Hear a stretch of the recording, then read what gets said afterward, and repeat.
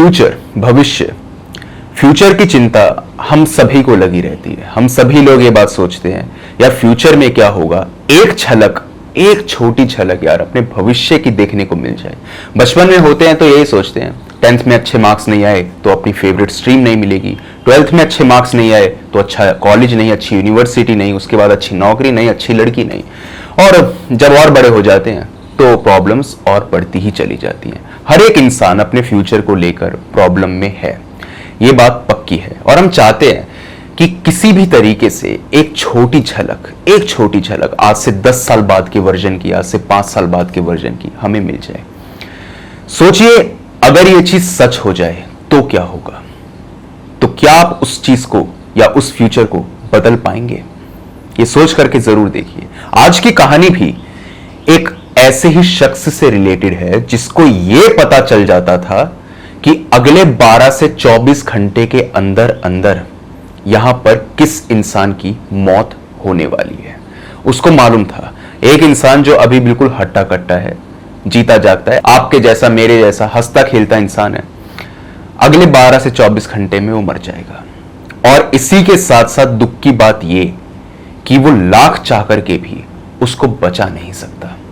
तो आज की कहानी जो है ये शान के बारे में है। शान एक न्यूज़पेपर कंपनी में काम किया करते थे और उनको हर रोज या लगभग समझ लीजिए 2-4 दिन में एक बार एक खबर मिलती थी, एक लेटर मिलता था और उस लेटर में लिखा हुआ होता था उस आदमी का नाम, उस आदमी के मरने की जगह, इसी के साथ साथ उस आदमी के मरने की डेट।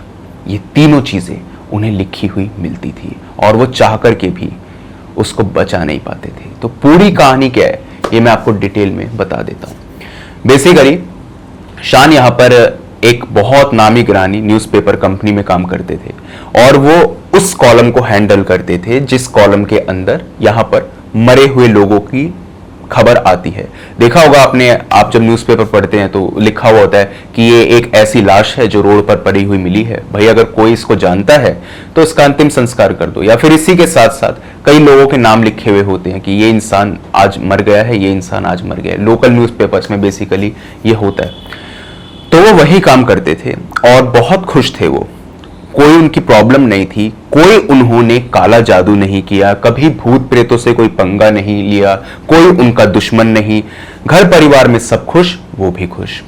लेकिन कहते हैं ना, जिसके सर पर आफत गिरनी होती है वो तो गिर करके ही रहेगी, चाहे आप कुछ भी कर लो।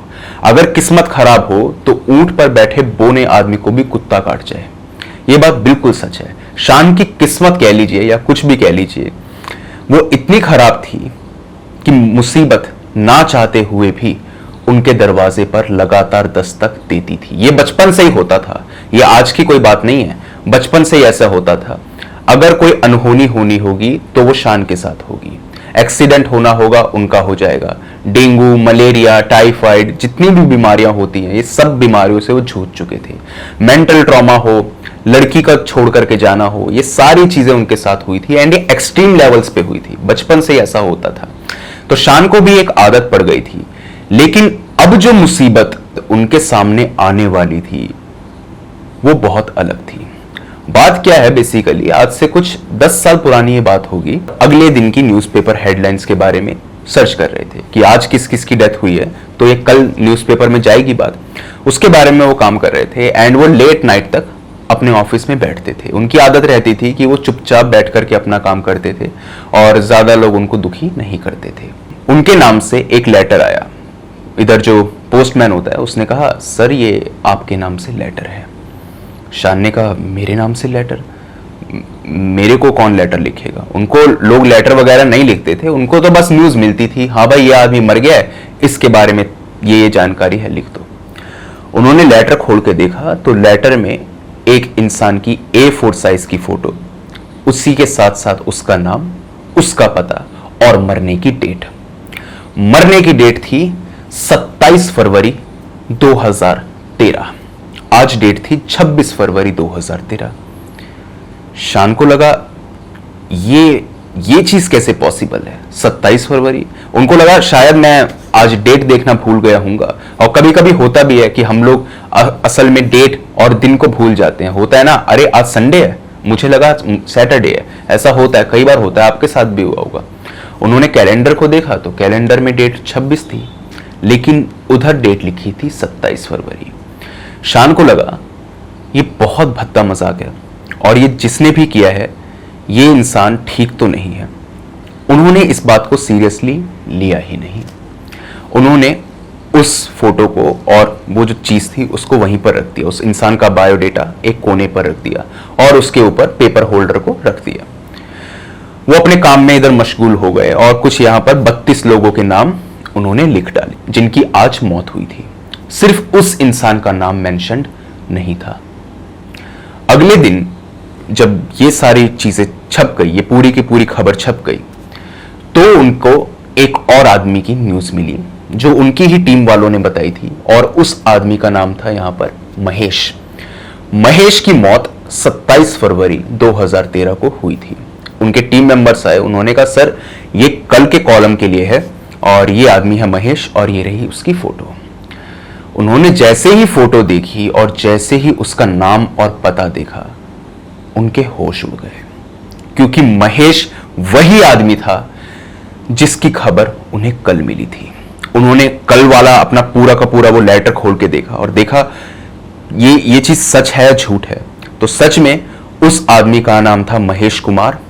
हाइट थी 5 फुट 8 इंच, उम्र थी यहां पर 35 साल, रंग था यहां पर गोरा और मुंह पर मूछे, और जैसे एक नॉर्मल आदमी का मिडिल एज मैन का लुक होता है ठीक वैसा ही वो इंसान था।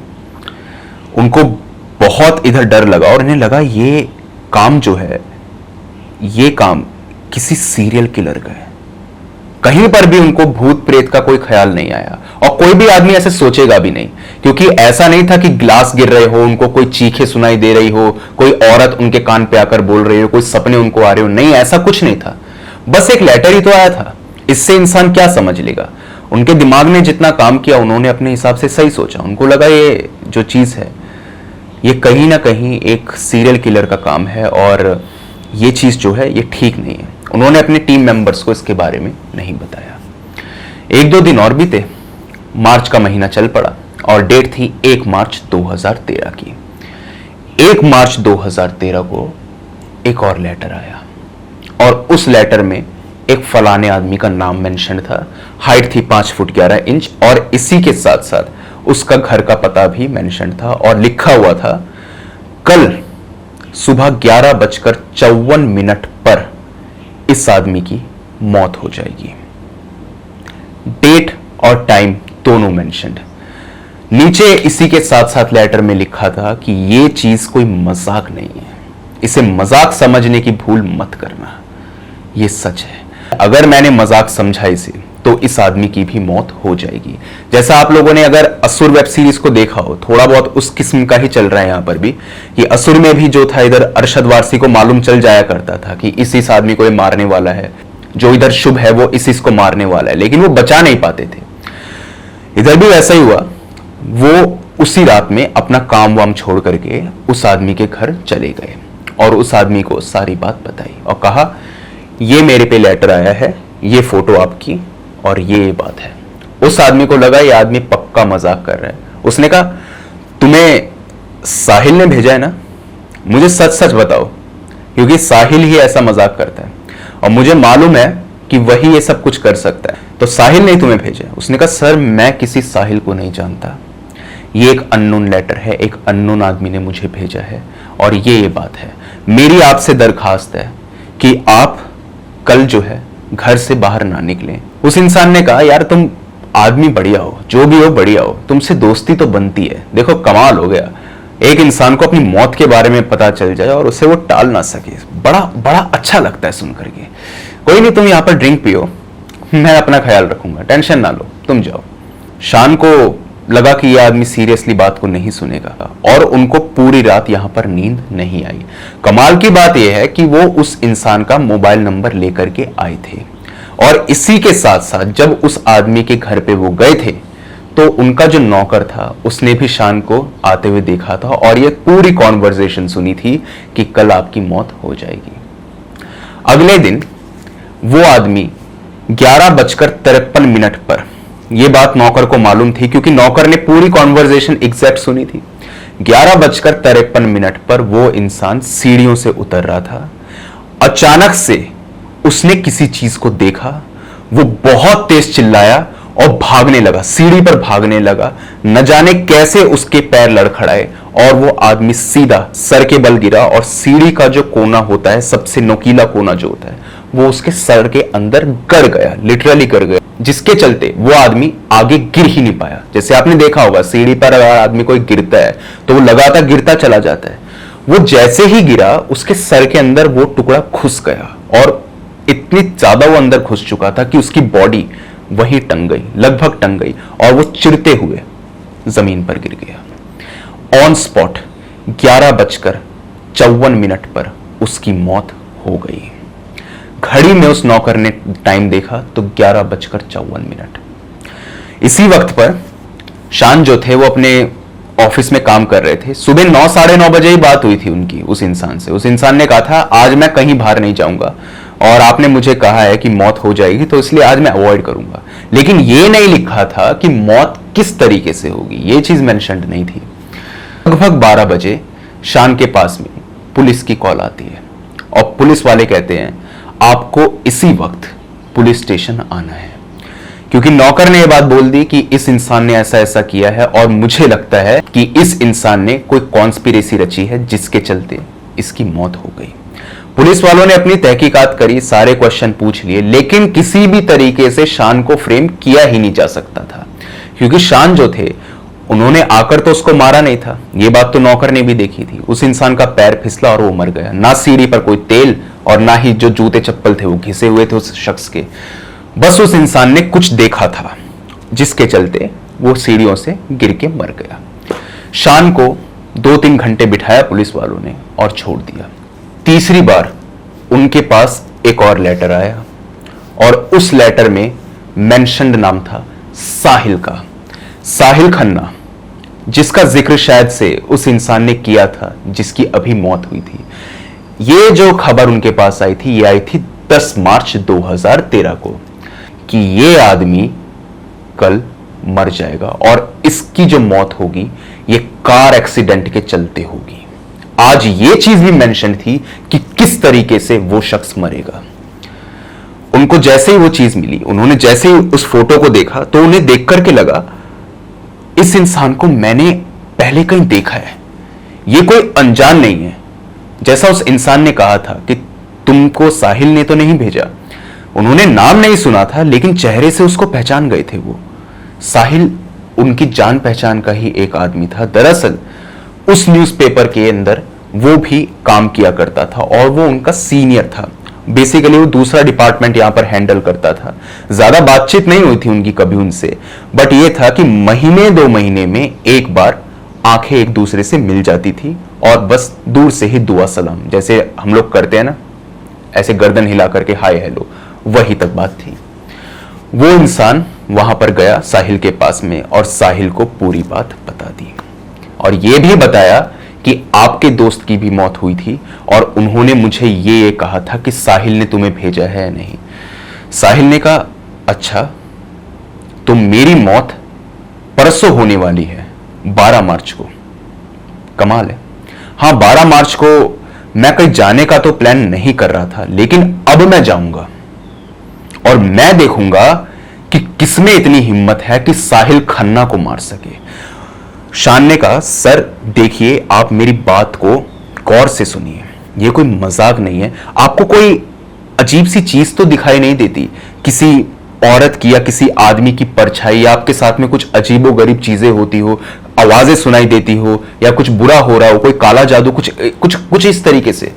उसने कहा, नहीं, ये सब मेरे साथ नहीं होता, और अगर काला जादू होता तो उसमें मेरी तबीयत खराब होती, मैं शरीर से कमजोर होता, ये सब बातें होती। ये कोई काला जादू नहीं है। लेकिन अभी साहिल इस चीज से बहुत अनजान थे, और सभी लोग अनजान थे। उनको ये लगता था साहिल को कि जो उन्होंने दुनिया देखी है, बस वहीं तक दुनिया सीमित है, इसके आगे और इसके पीछे कुछ नहीं है। शान के लाख समझाने के बाद भी साहिल नहीं माने। साहिल ने कहा, मैं तो जाऊंगा, जहां मुझे जाना है वहां तो मैं जाकर के रहूंगा, ना तुम मुझे रोक सकते, ना इस दुनिया की कोई भी ताकत, मैं तो जाऊंगा। उसने कहा सर देखिए आप अपनी ट्रिप को डिले कर लीजिए, आपकी जान बच सकती है। साहिल ने कहा मौत आनी है तो आएगी ना, उसकी भी तो आ गई, वो भी तो घर में था, पैर फिसल गया मर गया ना, तो क्या मैं चलना छोड़ दूं, बाथरूम जाना छोड़ दूं, खाना खाना छोड़ दूं, पानी पीना छोड़ दूं? कल को मैं खाना खा रहा हूंगा, मेरे गला चौक हो जाएगा, मैं मर गया। पानी पी रहा हूंगा, सांस की नली के अंदर पानी चला गया, मैं मर गया। मौत तो कैसे भी आ जाएगी, भूकंप आ जाएगा, कुछ भी हो जाएगा, हार्ट अटैक आ जाएगा, मैं तो मर जाऊंगा। तुम्हें क्या लगता है, क्या मैं अपनी मौत से भाग सकता हूं? और मैं इन सब 2% की बातों में नहीं मानता। शान ने कहा सर मैं भी इन सब बातों में नहीं मानता था, लेकिन मुझे नहीं पता कि आखिर ये सारे लेटर मुझे कौन भेज रहा है। पोस्टमैन से पूछा गया कि तुम्हें ये लेटर कौन देता है? उसने कहा हमें नहीं पता ये लेटर कौन देता है, हजारों लोग लेटर देने आते हैं, उसमें से भी वो आदमी हो सकता है और हमें उसका चेहरा याद नहीं है। वो आदमी जो था पोस्टमैन वो बूढ़ा था तो उसको याद नहीं था, अब उसको भी कुछ नहीं कह सकते थे। साहिल ने कहा मैं जा रहा हूं। साहिल चले गए और साहिल ने यह भी कहा कि मैं जाते जाते तुमसे और पूरी टीम से जो इस न्यूज़पेपर कंपनी के अंदर काम करती है उनसे मैं बात करूंगा, फोन पे लगातार बात करूंगा और कोई टेंशन की बात नहीं है, गाड़ी मैं आराम से चलाऊंगा, मैं नैनीताल जा रहा हूं और तुम देखना 12 तारीख को मैं जाऊंगा और 13 को वहां से वापस भी आऊंगा जिंदा सही सलामत। टाइम जो लिखा था उस आदमी की मौत का वो था 3:36 दोपहर का। ऐसा ही हुआ, वो आदमी नैनीताल के लिए निकल गया। अब वो नैनीताल के लिए जब जा रहा था 3:30 बजे उसने अपनी पूरे टीम मेंबर्स को यहां पे कॉल कर दी और कहा देखो आज डेट है 12 मार्च और मैं नैनीताल के लिए निकल पड़ा हूं, मेरे साथ कुछ भी अजीब नहीं हो रहा। 3:34 तक वो बात करता रहा। 3:35 पर न जाने उस आदमी को क्या हुआ, वो आदमी बड़बड़ाने लगा, कहने लगा तुम कैसे जिंदा हो, तुम जिंदा नहीं हो सकती, तुम मर चुकी थी ना, नहीं तो तुम जिंदा हो ही नहीं सकती। वो यही कह रहा था क्या गाड़ी से हटो, सामने से हटो हटो हटो। उसने ये सब बोला और इतने में उसने गाड़ी को यहां पे मोड़ने की कोशिश करी। जैसे उसने गाड़ी को मोड़ा, सामने से जो ट्रक गुजर रहा था उसने उसकी गाड़ी को इधर ठोक दिया, पूरी गाड़ी क्रश। और वहीं उन लोगों को आवाज आई कि उसकी गाड़ी क्रश हो चुकी है और यहां पर उसकी मौत हो चुकी है। उन्होंने यहाँ पे नैनीताल में फोन किया, उनके यहाँ पे लिंक्स थे, तो पता चला कि जो साहिल खन्ना है उसकी ऑन स्पॉट डेथ हो चुकी है और गलती भी उसी की थी, ट्रक वाले की गलती नहीं थी। वहां पे कैमरे लगे हुए थे, साफ दिख रहा था कि ये आदमी गाड़ी को एकदम से डिसबैलेंस कर चला और उसके चलते इसकी मौत हो गई। ये बात शान को पता थी कि वो आदमी किसी से कुछ कह रहा था और सुनकर के ऐसा लग रहा था कि जैसे वो औरत पहले तो उसके बगल में बैठी हो और उसके बाद में वो गाड़ी के आगे आ गई हो, जिसको बचाने के चलते उसने यहां पर अपनी जान दे दी। ये पूरी बात हुई। अब जो इधर शान था उसने यहां पर फैसला कर लिया कि चाहे कुछ भी हो जाए मैं इस मामले की जड़ तक नहीं जाऊंगा, मुझे किसी से कोई लेना देना है ही नहीं, मैं नहीं जाऊंगा। उसने यहां पर अपना रेजिग्नेशन लेटर दे दिया और उसने कहा मैं यहां से रिजाइन कर रहा हूं। तो यहां पर जो मालिक था उस न्यूज़पेपर कंपनी का, उसने कहा देखो एटलीस्ट नोटिस पीरियड के चलते तुम्हें 1 महीने तो जॉब करनी ही पड़ेगी, उसके बाद तुम यहां से जा सकते हो। उसने कहा ठीक है मैं काम कर लेता हूं। 1 महीने का वक्त था, बस वो रोज दिन भर यही दुआएं करता था कि आज उसको कोई यहां पर खबर ना मिले। 1 हफ्ता बीत गया, कोई खबर नहीं। 12 मार्च की जगह आज डेट आ गई थी 19 मार्च की। 19 मार्च को एक शख्स जो यहां पर काफी हैंडसम था, हाइट रही होगी 6 फीट, बाल उसके बिखरे हुए थे, थोड़ी मसल्स भी थी उसके पास में, वो आया और उसने एक लेटर यहां पर शान को दिया। शान ने उस लेटर को खोला, वो देख भी नहीं रहे थे सामने, उन्होंने उस लेटर को खोला और लेटर में सेम उसी तरीके से लिखा हुआ था उस इंसान का नाम, जिसका नाम था यहां पर Vashishtha Kumar, height 6 foot 1 inch, उम्र 31 साल, इसी के साथ साथ घर का पता और मौत की डेट 20 मार्च 2013। शान ने जैसे ही उस चीज को पढ़ा उनकी आंखें बड़ी बड़ी हो गई, वो घबरा गए। उन्होंने कहा ये सिलसिला वापस चल पड़ा है, पक्का मेरे ऊपर किसी ने कोई काला जादू वगैरह करवाया, और ये सब कुछ वो सोचने लगे। उन्होंने आगे देखा भी नहीं कि कौन उनको लेटर देने हैं कौन नहीं। जैसे उन्होंने लेटर को पढ़ा, उन्होंने लेटर को यहाँ पे फोल्ड किया और उठ करके वो उस आदमी के घर जाने लगे। जैसे ही वो उठे, उनकी नजरें उससे टकराई तो सामने वही शख्स खड़ा था जिसने अपनी मौत का लेटर दिया। अब ये चीज जो थी ना, ये किसी भी भूतिया घटना से बहुत डरावनी थी, क्योंकि आज जीता जागता एक शख्स आया है जो खुद अपने मौत का लेटर उनके नाम करके जा रहा है। शान ने उसे पकड़ लिया और उसे पकड़ के कहा, तुम ही हो ना वो जो उन सब मौतों के पीछे हो? मैं जानता हूं तुम ही ने मारा है उनको। उस आदमी ने कहा, मैं मारना नहीं, मैं बचाना चाहता था। बिल्कुल लाइफलेस था वो, उसके चेहरे पर कोई एक्सप्रेशन नहीं थे, कोई भाव नहीं थे। समझ लीजिए जिंदा लाश था वो, जीने की तमन्ना तो छोड़ चुका था। शान ने यहां पर सभी अपने टीममेट्स को बुलाया और कहा, ये वो आदमी है जिसने ऐसा किया। उन्होंने कहा, हम पुलिस को कॉल करते हैं। शान ने कहा, नहीं नहीं रुको, पुलिस से पहले हम तहकीकात करेंगे, फिर पुलिस पे कॉल करेंगे। उस आदमी ने कहा, पुलिस क्या, मुझे दुनिया की किसी भी जगह पर ले जाओ, अगर तुम मुझे बचा सको ना, मैं जिंदगी भर तुम्हारी गुलामी करने को तैयार हूं, जिंदगी भर।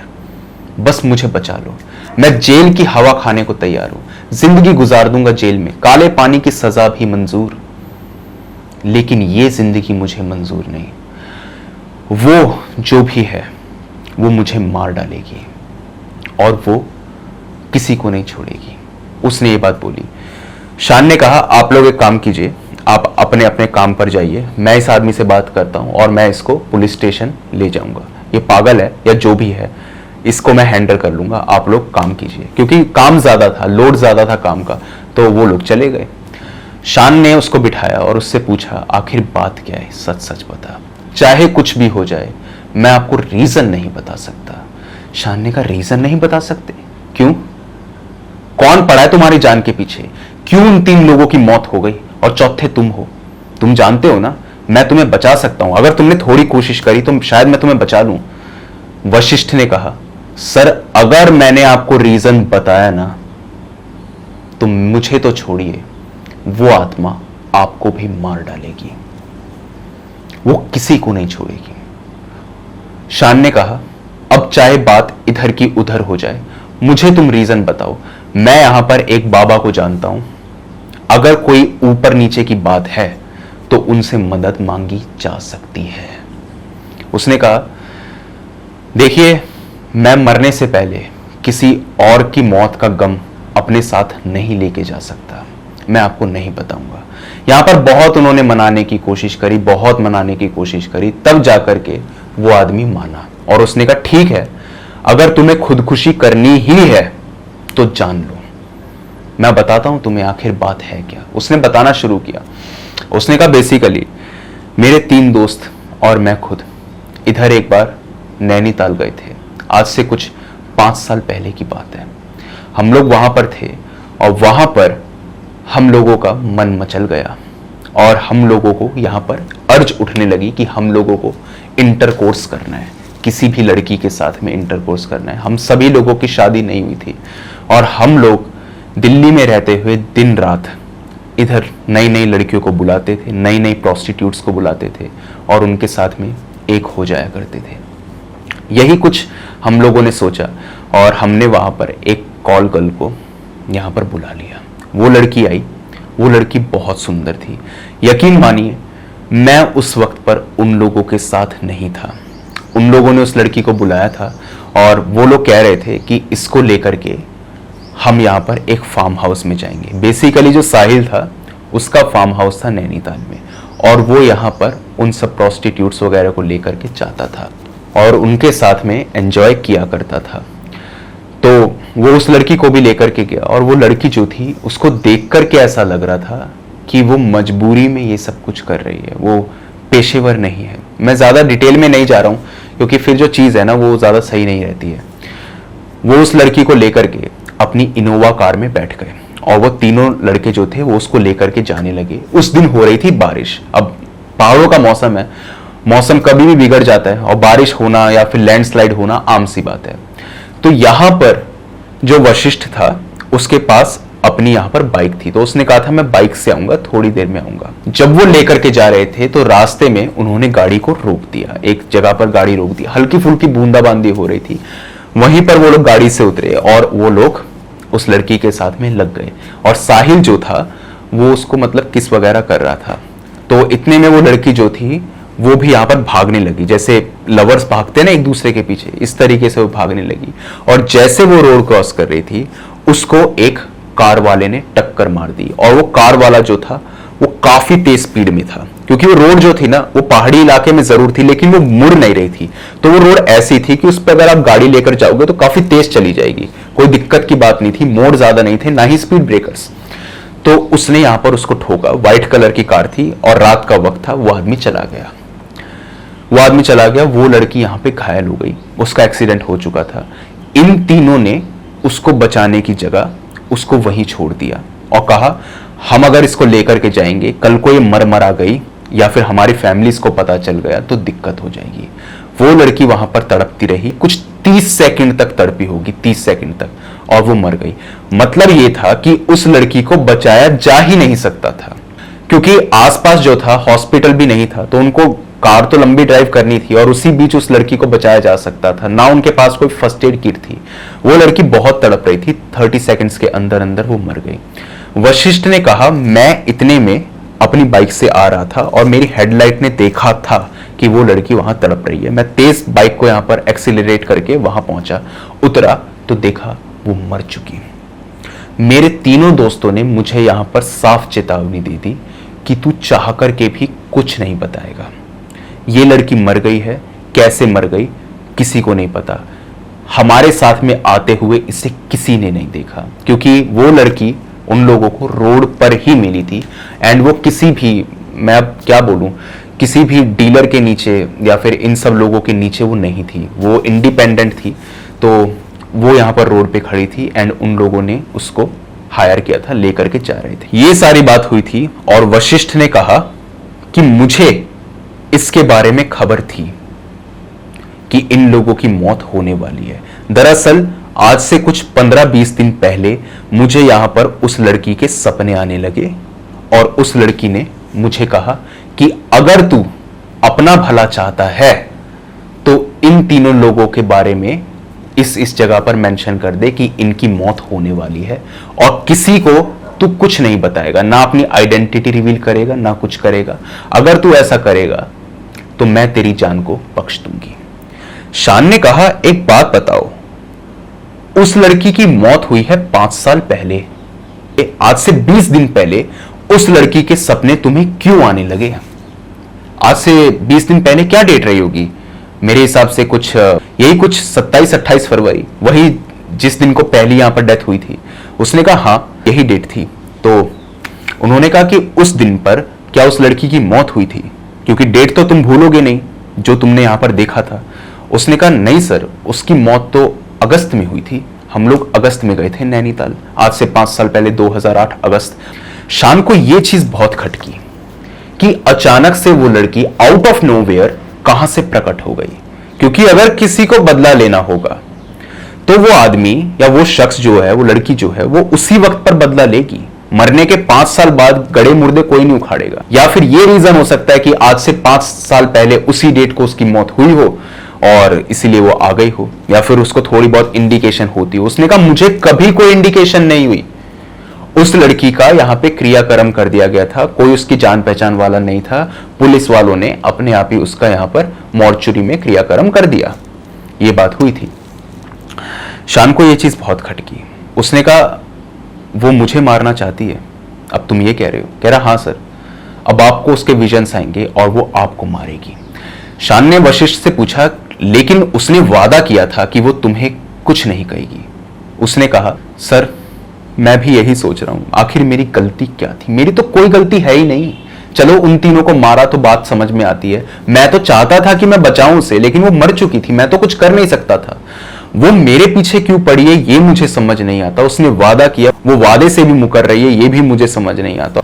वशिष्ठ ने कहा ये बात है सर, और इसी के चलते मैंने कहा दुनिया की कोई भी जगह हो, मुझे वहां ले जाओ, बस मेरी जान बचा लो, मैं तो बस यही चाहता हूं। शान ने कहा, मैं यहां पर एक अघोरी को जानता हूं, और वो इंसान जो है वो इस किस्म का है कि उसको किसी भी चीज से कोई लेना देना नहीं है। वो ना तो तुम्हें लूटेगा ना कुछ करेगा, और अब मुसीबत मेरे ऊपर भी है तुम्हारे हिसाब से। तो ठीक है, मैं तुम्हें वहां लेके जाता हूं, और वहां जाकर के इस समस्या का समाधान निकलेगा। उसने कहा ठीक है सर, चलिए। अघोरी के पास वो गए और अघोरी को सारी बात बता दी। अघोरी ने कहा, ये जो दिक्कत है ये उस लड़की की है ही नहीं, जैसा शान ने सोचा था। उसने कहा, वो लड़की इनसे बदला लेना नहीं चाहती, और ना ही उस लड़की को मुक्ति मिली। बेसिकली अघोरी ने उन्हें समझाया कि कुछ आत्माएं ऐसी होती हैं जो बीच में अटक जाती हैं, ना तो वो धरती की रह पाती, ना वो इधर स्वर्ग या नरक है जो भी चीज होती है उधर जा पाती, वो बीच में इधर रह जाती है। और उसके चलते जो यहां पर अघोरी, जैसे वो खुद था, या तांत्रिक वगैरह जो होते हैं, वो उनको कैप्चर कर लेते हैं और उनसे यहां पर बुरे काम करवाते हैं, अपना फायदा निकलवाना चाहते हैं। शान ने वशिष्ठ से पूछा, तुमसे किसी को नफरत थी क्या, जो तुम लोगों से उसने यहां पर बदला लेना चाहा? क्योंकि जैसा बाबा कह रहे हैं तो उसके हिसाब से तो यही हो सकता है तुमने किसी तांत्रिक का, किसी अघोरी का बुरा किया हो। बाबा ने कहा, नहीं, सिर्फ तांत्रिक और अघोरी ही ऐसा नहीं करते। अगर कोई इंसान यहां पर इस विद्या को सीख ले तो वो भी ऐसा कर सकता है। उस औरत को यहां पर मुक्ति नहीं मिली, उसने उसको कैप्चर किया, और उस औरत के जरिए वो इनसे अपना बदला पूरा कर रहा है। वो औरत ये चीज नहीं चाहती, कभी नहीं चाहती। उसने कहा, बाबा आखिर कौन हो सकता है? उसने कहा, ये तो यही बताएगा, ये बताएगा इन लोगों ने कितने गुल खिलाए जिंदगी के अंदर, किसका मन तुमने दुखाया है। अब कमाल की बात यह है कि वशिष्ठ और उसकी टीम, यानी कि जो साहिल और बाकी के जो साथी थे, इन्होंने बहुत काले कांड मचाए थे। कॉलेज हो, स्कूल हो, बचपन से साथ थे। इनको कुछ याद नहीं था कि इन्होंने यहां पर किस किस का दिल दुखाया है। एक का नहीं, 100, 200, 300, 400 जितने भी लोगों से मिलते थे उनका सिर्फ ये बुराई करते थे। बुरा इन द सेंस ऐसा नहीं कि पैसे लूट लेंगे या उसको ब्लैकमेल करेंगे, नहीं, ये ना उसको मानसिक रूप से बहुत तोड़ते थे। साफ शब्दों में बोलूं, रैगिंग, ये उसमें मास्टर थे, मास्टर। इन्होंने बहुत गलत गलत किया लोगों के साथ में, जो किसी भी शख्स को यहां पर नहीं करना चाहिए। तो यहां पर वशिष्ठ ने कहा, कॉलेज के वक्त पे एक लड़का था वरुण, जिसको हमने बहुत परेशान किया था, हद से ज्यादा उसे परेशान किया, और इसी के चलते वो लड़का कॉलेज छोड़ के चला गया, बीच में चला गया था। और जाते वक्त उसने कहा था कि मैं अपना बदला तुम लोगों से लेकर रहूंगा। उसने कहा था, तुमसे पाई पाई का हिसाब निकलवाऊंगा मैं, तुमने मेरा बहुत बुरा किया है। कहते हैं ना, दूसरे का दिल इतना नहीं दुखाना चाहिए कि कोई इंसान आपसे हद से ज्यादा नफरत करने लगे, वो सिर्फ आपको मरा हुआ देखना चाहिए। इतना दिल किसी का मत दुखाओ। उन्होंने यहां पर वरुण का इतना दिल दुखाया था। बाबा ने कहा, हो सकता है वो वरुण ही हो। बाबा ने यहां पर कुछ विद्या वगैरह करी, आंख वांख बंद करके कुछ बोले वो बेसिकली, और यहां पर राख को उठाया उन्होंने, जो जमीन पर इधर राख पड़ी थी कब्रिस्तान की, उसको उठाया और उठा करके वशिष्ठ के मुंह पे देके मारा, और उन्होंने कहा, ये वरुण ही है। उसने यहां पर एक ऐसी विद्या सीखी है जिसके चलते वो किसी आत्मा का इस्तेमाल करके अपना बदला पूरा कर सकता है। अगर वो चाहता तो वो खुद भी ये बदला ले सकता था, लेकिन इसके चलते उसको अपनी जान देनी पड़ती, और तब जो उसकी आत्मा होती वो तुमसे बदला लेती। वो जिंदा है, वो मरा नहीं है, वो जिंदा है। कहां है ये तुम्हें पता होगा। वशिष्ठ ने कहा, मुझे नहीं पता। वरुण जिंदा था। बाबा ने कहा, सीधी सी बात है, इस चीज को मैं रिवर्स करने की कोशिश करता हूं, लेकिन मैं यहां पर वरुण को मारूंगा नहीं। अगर मैं इस काले जादू को कंप्लीटली रिवर्स कर दूं, उसके चलते वरुण की ऑन स्पॉट डेथ हो जाएगी। लेकिन तुम लोगों ने उसको इतना प्रताड़ित किया है कि मैं उसको मारूंगा नहीं। और ऐसा हो सकता है कि जब ये मैं काला जादू करूं तो इसके चलते वशिष्ठ, क्योंकि ये उतना पावरफुल नहीं होगा जितना पावरफुल वो जादू होता जिसके चलते वरुण की डेथ हो जाती, तो ऐसा हो सकता है। उसने कहा, बाबा कुछ भी हो, मेरी जान बचा लीजिए। और मुझे बहुत दुख है कि मैंने ऐसा वरुण के साथ किया। हम लोगों ने छोड़ दिया था ये सब कुछ, हमने आज से 3 साल पहले छोड़ दिया था, उसके बाद से हमने ऐसा नहीं किया। बाबा ने कहा कर्मों का फल इंसान को मिलता ही है, तुम्हारे कर्म ही हैं जो तुम्हारे सामने आ रहे हैं। उसने बहुत डिटेल में एक्सप्लेन किया था कि वो रैगिंग में क्या क्या करता था। इतनी घिनौनी चीजें थी ना, मैं यहां बोल नहीं सकता, बहुत घिनौनी चीजें थी। उस इंसान से न जाने वो क्या क्या करवाते थे। जो एक छोटा सा एग्जांपल दे रहा हूं, जो अंडा होता है ना, अंडा, वो उसके बट से उसको तुड़वाते थे, नीचे रख दिया करते थे और कहते थे कि इसको जो है अपनी ऐस से क्रैक करने की कोशिश कर, और अगर नहीं करेगा तो तेरे को हम मारेंगे। इसी के साथ में जबरदस्ती दारू पिलाते थे। चोट लगने के बाद में उसके ऊपर नमक भी रगड़ते थे। तो बस ये थोड़ा बहुत मैंने बताया, ये तो शुरुआत बताई है मैंने, इससे बहुत आगे वो कर चुके थे।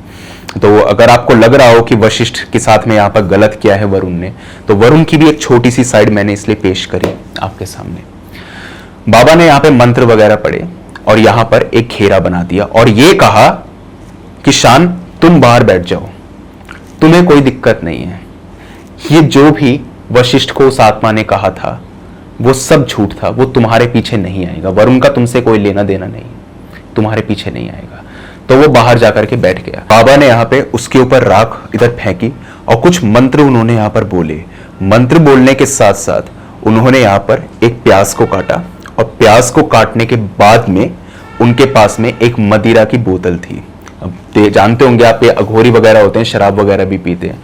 उसको उसके अंदर उन्होंने डुबोया और उसके कुछ छींटे उस आदमी के ऊपर मारे।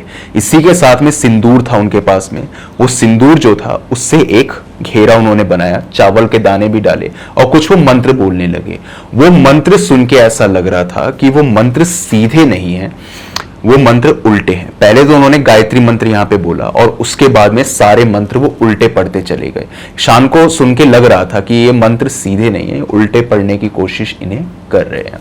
तो उन्होंने वो सारे मंत्र यहाँ पे उल्टे पढ़े और उसके बाद में उन्होंने यहाँ पर कहा कि अभी जो है तुम पूरी तरीके से ठीक नहीं हो, ऐसा हो सकता है कि वो आत्मा जो है वो तुम पर अटैक करने, उसने कहा 1 से 2 दिन अभी और लगेंगे और उसके बाद में तुम यहाँ ठीक हो पाओगे। उन्होंने यहाँ पर और भी मंत्र यहाँ पे पढ़े, कुछ 501 मंत्र उन्होंने पढ़े। वो 501 मंत्र जो पढ़े थे वो लगातार उल्टे वो पढ़े जा रहे थे, उल्टी माला वो जप रहे थे, उल्टी माला जप रहे थे। इसी के साथ साथ जितने भी हवन की क्रिया थी वो उल्टे हाथ से कर रहे थे, कोई भी चीज सीधी नहीं कर रहे थे, वो सब कुछ वो उल्टे हाथ से कर रहे थे। इतने में वो आदमी वशिष्ठ सर्कल से उठा और उठ करके बाहर गया, कह रहा बाबा धन्यवाद, आपने मुझे बचा लिया। बाबा ने कहा तुझे मैंने उठने को कब कहा, तुझे कहा मैंने उठने को, अभी क्रिया पूरी नहीं हुई थी, अब इसके आगे जो होगा उसका जिम्मेदार तू होगा। इतने में किसी ने यहां पर वशिष्ठ की गर्दन को पकड़ा और पकड़ करके सीधा वो जो होता है ना कब्रिस्तान का गेट, उस पे दे करके मारा 3 से 4 बार। शान आया, शान ने उसको किसी तरीके से पीछे पकड़ के खींचा, उसका हाथ पकड़ के खींचा कि इतने में जो इधर वशिष्ठ का हाथ था वो पूरा ट्विस्ट हो गया, तो उसकी जो हड्डी थी वो पूरी टूट गई, पूरी हड्डी टूट गई। किसी तरीके से उसको बचाया गया। बाबा पीछे से आए और उन्होंने एक माला उसके गले में डाली, जिसके चलते वो जो चीज थी वो वहां से चली गई। बाबा ने उसको हिदायत दी और हिदायत दी कि 1 से 2 दिन अभी लगेंगे। वो दर्द में चिल्लाया जा रहा था और ये माला नहीं उतरनी चाहिए, मैंने तुझे कहा था कि अभी वो आत्मा जो है वो नहीं गई है और मैंने इतना शक्तिशाली काला जादू नहीं किया था तेरे पर, अगर करा होता तो वहां पर वरुण की मौत हो जाती। वरुण अभी जिंदा है और वो किसी भी तरीके से तेरे से बदला चाहता है, तो इसीलिए उसने इस तरीके की कोई एक क्रिया करी है जिसके चलते ना तो उसने तुम लोगों को कुछ खिलाया ना कुछ किया, बस उसको किसी तरीके से इस बारे में पता चल गया। किस तरीके से पता चला ये नहीं पता, उसको ये पता चल गया कि इन लोगों ने उस लड़की को मारा था और उसने उसी लड़की के जरिए अपना बदला यहाँ पे पूरा करने की कोशिश करी। 1-2 दिन और बीते और उसके बाद में सब कुछ जो था वो ठीक होने लगा। हाँ, ये जरूर है कि अब उस आदमी का जो हाथ है वो कंप्लीटली तो सही नहीं हो पाया, ऑल द मूवमेंट में वो आ चुका, बट कंप्लीटली सही नहीं हो पाया। उसको यहाँ पर यह कहा जाता था कि हर सोमवार को तू शिवलिंग की पूजा करेगा और यहाँ पर गरीबों में कुछ दान पुण्य भी तुझे करना है। ये सारी चीजें भी हुई, ये सारी चीजें उन्होंने करवाई और शान को भी कहा कि तुम्हारे जो किस्मत इधर खराब चल रही है, तुम्हारे नक्षत्र कुछ इस किस्म के हैं कि तुमने भी पिछले जन्म में कुछ गलत काम किए थे वो उन्होंने डिटेल में नहीं बताया और उन्होंने ये कहा कि अब जो भी तुम्हारे साथ होगा वो सिर्फ अच्छा ही होगा। यहाँ पर जो तुम्हारे पुराने जन्मों का जो पाप था, जो घड़ा था, वो सारा यहाँ पर खत्म हो चुका है। अब तुम्हारी एक तरीके से नई जिंदगी है और तुम्हारे साथ अब सब कुछ सही होगा। इसी के साथ में वो जो लड़की थी, उसकी आत्मा को भी उन बाबा ने मुक्त करवाया, क्योंकि ना तो उसकी अस्थियां थी, ना उसकी कोई बॉडी थी, बस उसकी तस्वीर किसी तरीके से निकलवा ली थी, पुलिस स्टेशन में जाकर के निकलवा ली थी कि एक गुमशुदा लाश मिली थी आज से कुछ 5 साल पहले 4 अगस्त को, तो उसकी फोटो मिल गई थी और उस लड़की को यहाँ पर मुक्ति दिलाई गई। और जाते वक्त वो लड़की वशिष्ठ और यहाँ पर शान के सपनों में भी आई थी और उसने उन दोनों को यहाँ पर थैंक यू कहा था और वशिष्ठ को ये कहा था कि मैं ना तो तुम्हारे दोस्तों का ना तुम्हारा कुछ बुरा चाहती थी, मैं सिर्फ मुक्ति चाहती थी। पता नहीं किसने मुझे यहाँ पर बांध लिया और मेरे से ये सब कुछ करवाया। एक तरीके से ये समझ लो कि मेरी आंखों पर पट्टी बंधी थी, मुझे खुद नहीं पता था कि मैं क्या कर रही हूँ। आज इन बातों को 10 साल बीत चुके हैं। वशिष्ठ आज कंप्लीटली चेंज्ड मैन है, जैसा उसने कहा भी था कि हम लोगों ने ये सब चीजें 2-3 साल पहले छोड़ दी थी, तब से वो चेंज्ड हो गया था बेसिकली। बट अब वो बहुत सही इंसान है, उसको अपनी गलतियों का एहसास भी है कि जो उसने गलत किया था। एंड पर्सनली जाकर के वो जितने लोगों से माफी मांग सकता था उनसे उसने माफी भी मांगी है कि बचपन में उसने क्या क्या गलत किया था। जितने लोगों के कॉन्टेक्ट में वो था उनसे उसने माफी मांगी है। एंड शान की अगर मैं बात करूं तो शान ने उस न्यूज़पेपर की जॉब को छोड़ दिया है एंड आज वो एक बहुत बहुत बड़ी कंपनी के मालिक हैं। एंड वो कंपनी जो है यहाँ पे घड़ियाँ बनाती है, उसके वो मालिक हैं। एंड उनकी ज़िंदगी सचमुच बिल्कुल पलट गई इस इंसिडेंट के बाद में, जैसा बाबा ने कहा था उसकी ज़िंदगी यहाँ पर पलट गई। लेकिन जो वशिष्ठ ने यहाँ पर किया था उसका गम आज तक उसे है। वरुण से मिलना चाहता है एंड पर्सनली उसको अपोलोजाइज करना चाहता है, वो उससे कोई बदला नहीं लेना चाहता, लेकिन वरुण उसको मिलता ही नहीं।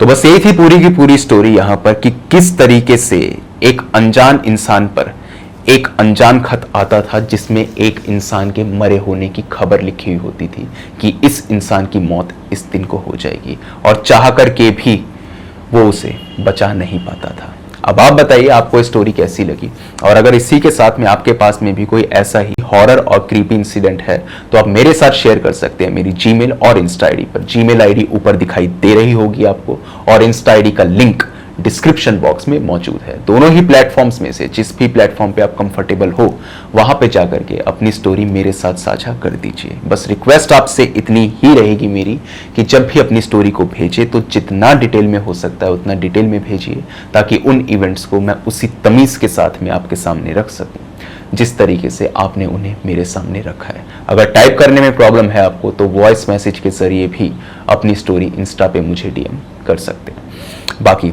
आज की वीडियो के अंदर तो इतना ही था। अब मिलता हूं जल्द आपसे एक अगली वीडियो में, तब तक के लिए टेक केयर, गुड बाय।